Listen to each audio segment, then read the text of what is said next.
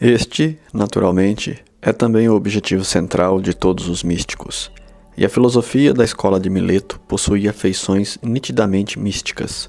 Os adeptos dessa escola eram chamados ilosistas, ou seja, aqueles que pensam que a matéria é viva.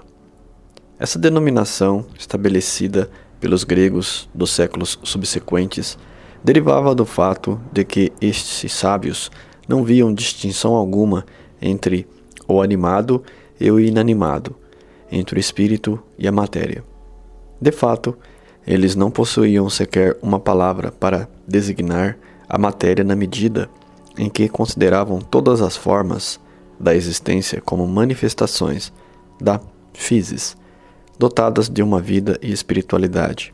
Assim, Tales declarava que todas as coisas estavam cheias de deuses e Anaximandro encarava o universo como uma espécie de organismo mantido pelo pneuma, a respiração cósmica, a semelhança do corpo humano mantido pelo ar.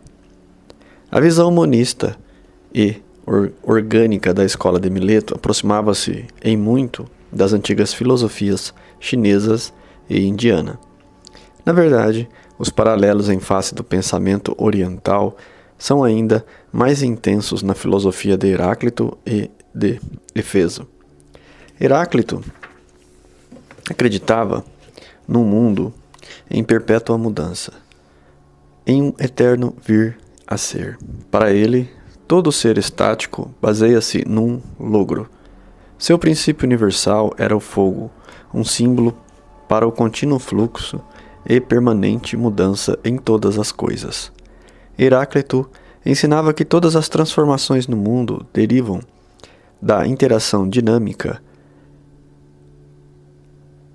e cíclica dos opostos, vendo qualquer par de opostos como uma unidade. A essa unidade que contém e transcende todas as forças opostas, denominava Logos.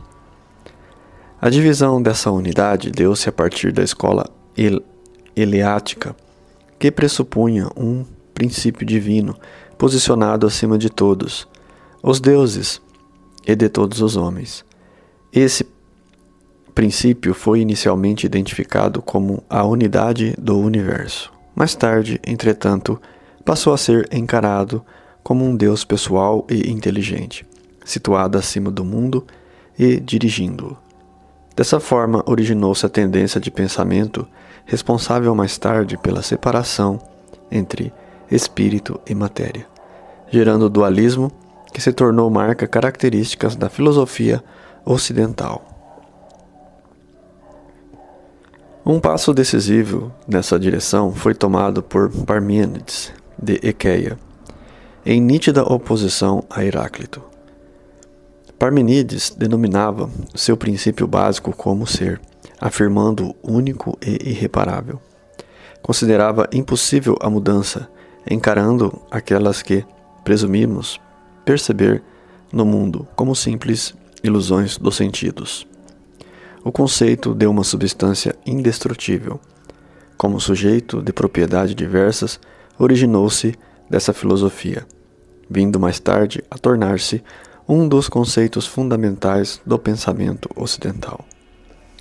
No século V a.C., os filósofos gregos tentaram superar o agudo contraste entre as visões de Parmênides e Heráclito, com a finalidade de reciclar a ideia de um ser imutável de Parmênides, com de um eterno vir a ser de Heráclito. Partiram do pressuposto de que o ser achava-se manifesto em determinadas substâncias invariáveis, cuja mistura e separação dá origem às mudanças no mundo.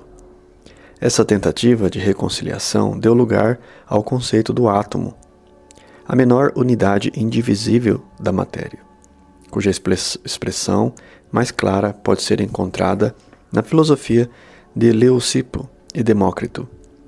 Os atomistas gregos estabeleceram uma linha demarcatória bastante nítida entre espírito e matéria, retratando essa última como sendo formada de inúmeros blocos básicos de construção.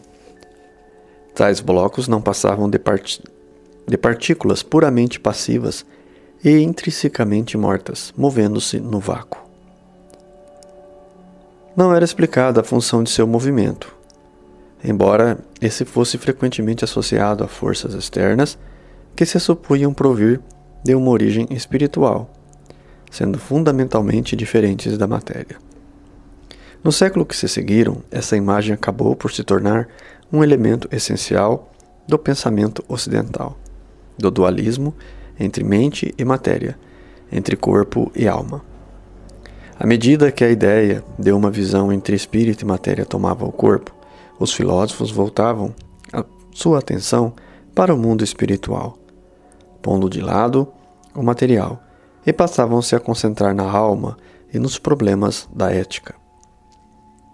Estas questões continuariam a ocupar o pensamento ocidental por mais de 2 milênios, após o apogeu da ciência e da cultura grega, nos séculos V e IV a.C.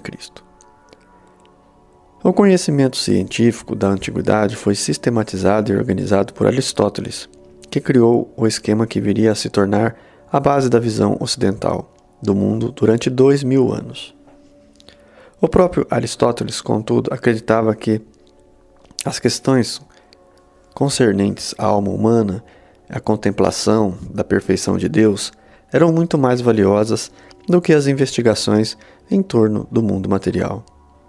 A razão que permitiu a imutabilidade do modelo aristotélico no universo, por tanto tempo, tem a ver com exatamente com essa ausência de interesse do mundo material, lado a lado com o severo predomínio da Igreja cristã, que apoiou as doutrinas aristotélicas durante toda a Idade Média.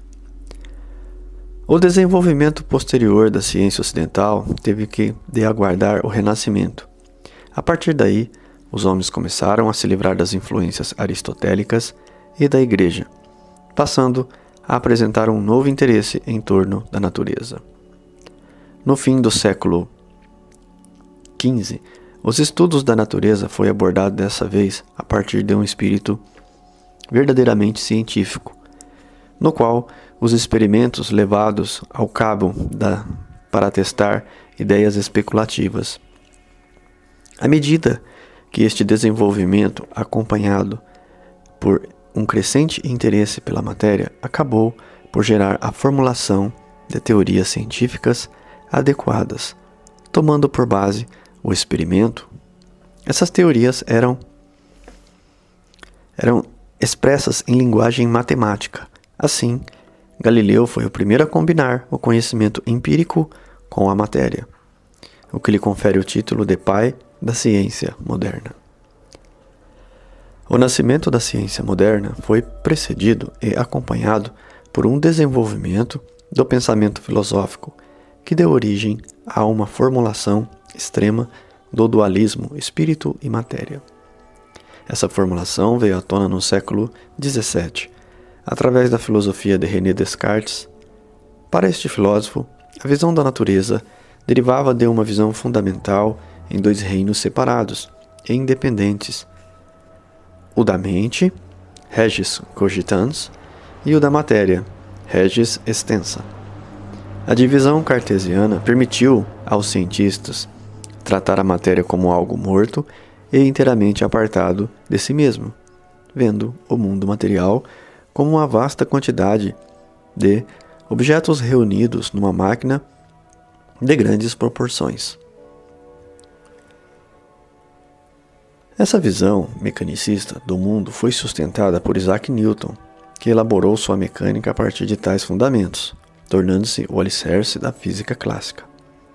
Na segunda metade do século XVII, até o ponto do século XIX, o modelo mecanicista newtoniano do universo dominou todo o pensamento científico. Esse modelo caminhava paralelamente com a imagem de um Deus monárquico que, das alturas, governava o mundo, impondo-lhes a lei divina. As leis fundamentais da natureza, o objetivo da pesquisa científica, eram então encaradas como leis de Deus, ou seja, invariáveis e eternas, às quais o mundo se achava submetido. A filosofia de Descartes não se mostrou importante para os tempos do desenvolvimento da física clássica. Ela exerce até hoje uma tremenda influência sobre o modo de pensar ocidental. A famosa frase cartesiana, cogito ergo sumum, penso, logo existo, tem levado o homem ocidental a igualar sua identidade apenas à mente e, em vez de igualá-la a todo o seu organismo em consequência da visão cartesiana, indivíduos, na sua maioria, têm consciência de si mesmos, como egos isolados, existindo dentro de seus corpos. A mente foi separada do corpo, recebendo a inútil tarefa de controlá-lo, causando assim um conflito aparente entre a vontade da consciência e os instintos involuntários. Posteriormente, cada indivíduo foi dividido num grande número de compartimentos isolados, de acordo com a atividade que exerce, seu talento, seus sentimentos, suas crenças, etc. Todos estes engajados em conflitos intermináveis, geradores de constante confusão metafísica e frustração. Essa fragmentação interna espelha nossa visão do mundo exterior, que é encarado como sendo constituído por uma imensa quantidade de objetos e fatos isolados. O ambiente natural é tratado como se conquistasse em partes separadas, a serem exploradas por diferentes grupos e interesses. Essa visão fragmentada ainda é mais ampliada para que, se chegando à sociedade dividida em diferentes nações, raças, grupos políticos, religiosos, a crença de que todos esses fragmentos em nós mesmos, no nosso ambiente, em nossa sociedade, são efetivamente isolados e pode ser encarada como razão essencial para a atual série de crises sociais, ecológicas e culturais. Essa crença tem nos alienado da natureza e aos demais seres humanos, gerando uma distribuição absurdamente injusta dos recursos naturais, dando origem à desordem econômica, política, de uma onda crescente de violência espontânea institucionalizada, a um meio ambiente feio, poluído, no qual a vida, não raro, se torna física, mental e insalubre. Pessoal, como sempre eu falei no final de cada leitura aqui, né, nós estamos na página 26 do livro, eu vou dar um pequeno esboço aqui. Aqui, para quem estuda há mais tempo, igual eu, assim, a gente tem uma visão de os antigos alquimistas. Tem uma diferença muito grande entre alquimista e os cientistas modernos. Os cientistas modernos estão preocupados em gerar lucro, né? Ou seja, quem paga mais pela criatividade, pela criação, leva. Não importando se isso destrói a natureza, se aliena a cabeça de pessoas, não importa. Já o alquimista antigo, ele tinha uma visão macro. Ele tinha que trazer a ciência com conhecimento e elevação humana. Ou seja, a humanidade tinha que crescer moralmente e eticamente juntamente com a ciência. Ou seja, o que houve aqui nesse capítulo mostra muito a separação da igreja com a ciência por muitos anos e milênios, e depois a ciência se separa da igreja, também bruscamente, e tendo somente o conceito materialista, que é o que a gente tem hoje. É um conceito puramente material, né? Então, é por isso que hoje, como diz aqui no finalzinho, né? Por que a vida hoje foi, né? Essa crença que existe hoje, eu vou terminar aqui novamente lendo para vocês entender esse ponto. A crença de todos esses fragmentos em nós mesmos, encarada como a razão essencial para a atual série de crises sociais, ecológicas e culturais. Essa crença tem nos alienado da natureza e dos demais seres humanos, porque nessa visão nós estamos separados e nós não estamos ligados uns aos outros, quando na verdade nós não estamos separados. A vida depende de mim, né? Quando uma borboleta bate em outro lugar do planeta, eu acabo sentindo as consequências, né? A guerra, que a gente ouve tanto falar, também traz consequências para a gente aqui. Ninguém sai impune às mazelas do ser humano, né? Então aqui ele vai explicar, né, por que tem tanta coisa, né? Então, assim, essa crença tem nos alienado da natureza e dos demais seres, ou seja, nos separando, gerando uma distribuição absurdamente injusta de recursos naturais. Ou seja, uns têm muitos e outros têm pouco, né? Uns têm demais e outros têm carência, dando origem à desordem econômica, política e uma onda crescente de violência espontânea e institucionalizada. Há um meio ambiente feio, poluído, que são o caso das grandes cidades, né, que estão feias, né, com arquitetura horrível, poluído por causa dos nossos rios e ar, no qual a vida, não raro, se torna física e mentalmente insalubre. Vou encerrar por aqui, a gente continua no próximo vídeo. Nós estamos no livro O Tao da Física, o paralelo entre física moderna e o misticismo oriental.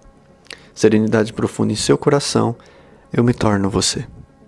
Embora as diversas escolas do misticismo oriental diverjam em inúmeros detalhes, todas enfatizam a unidade básica do universo, característica central de seus ensinamentos. O objetivo mais elevado para seus seguidores, sejam hindus, budistas ou taoístas, é precisamente tornar-se consciente dessa unidade e da inter-relação mútua de todas as coisas, transcender a noção de um si mesmo, individual, e identificar-nos com a realidade fundamental. A imersão dessa consciência denominada iluminação não é apenas um ato intelectual, mas, na verdade, uma experiência que envolve a totalidade do indivíduo. Essa é a figura religiosa em sua natureza básica. Por essa razão, a maioria das filosofias orientais são essencialmente filosofias religiosas. Na visão oriental do mundo, então, a divisão da natureza em objetos separados está longe de ser fundamental, e tais objetos possuem um caráter fluido em eterna mudança. A visão oriental do mundo é, pois, intrinsecamente dinâmica, contendo o tempo e a mudança, com características fundamentais. O cosmo é visto como uma realidade inseparável, em eterno movimento, vivo, orgânico, espiritual, material, ao mesmo tempo. Sendo o movimento e a mudança propriedades essenciais das coisas, as forças geradoras do movimento não são exteriores aos objetos, como na visão grega clássica, mas, sendo ao contrário, são uma propriedade intrínseca da matéria, de forma correspondente. A imagem oriental do divino não é a imagem de um governante que, das alturas, dirige o mundo, mas a de um princípio de que tudo controla a partir de dentro. Aquele que, habitando em todas as coisas, e, no entanto, diverso de todas as coisas, aquele a quem todas as coisas não conhecem, cujo corpo é feito de todas as coisas, que controla todas as coisas a partir de dentro, aquele é sua alma, o controlador interior, o imortal. Os capítulos que se erguem mostrarão que os elementos básicos da visão oriental do mundo são aqueles que se encontram na visão do mundo que vem à tona a partir da física moderna. Eles pretendem surgir que o pensamento oriental e, de forma mais ampla, o pensamento místico, fornecem um lastro filosófico consistentemente irrelevante para as teorias da ciência contemporânea, a concepção do mundo, na qual as descobertas científicas podem estar em perfeita harmonia com os objetivos espirituais e as crenças religiosas. Os dois temas básicos dessa concepção correspondem à unidade e inter-relação de todos os fenômenos que a natureza intrinsecamente dinâmica do universo. Quanto mais penetramos no mundo sob microscópio, mais compreendemos a forma pela qual o físico moderno, à semelhança do místico oriental, passa a perceber o mundo como um sistema de componentes inseparáveis e permanentemente em permanente interação e movimento, sendo o homem parte integrante desse sistema. A visão do mundo orgânico, ecológico das filosofias orientais é, sem dúvida alguma, uma das principais razões à imensa popularidade que adquiriram nossos dias, no Ocidente, especialmente entre jovens. Em nossa cultura ocidental, ainda dominada pela visão mecanicista e fragmentada do mundo, um crescente número de indivíduos começa a se aperceber do fato de que essa visão constitui a razão subjacente da ampla insatisfação reinante em nossa sociedade. Assim, muitos têm voltado para as formas orientais de liberação. É interessante, e talvez não muito surpreendente, que aqueles que se sentem atraídos pelo misticismo oriental controlam o I Ching e praticam yoga ou outras formas de meditação. Geralmente apresentam uma atitude marcadamente anticientífica. Esses indivíduos tendem a ver a ciência e a física, em particular, como uma disciplina escassemente imaginativa, de estreitos limites e responsável por todos os males da nossa tecnologia moderna. Este livro pretende melhorar a imagem da ciência, demonstrando a existência de uma harmonia essencial entre espírito da sabedoria oriental e o da ciência ocidental. Estas páginas tendem a buscar sugerir que a física moderna ultrapassa a tecnologia, que o caminho, ou tal, da física pode ser um caminho com um coração, um caminho que nos conduza ao conhecimento espiritual e à autorrealização.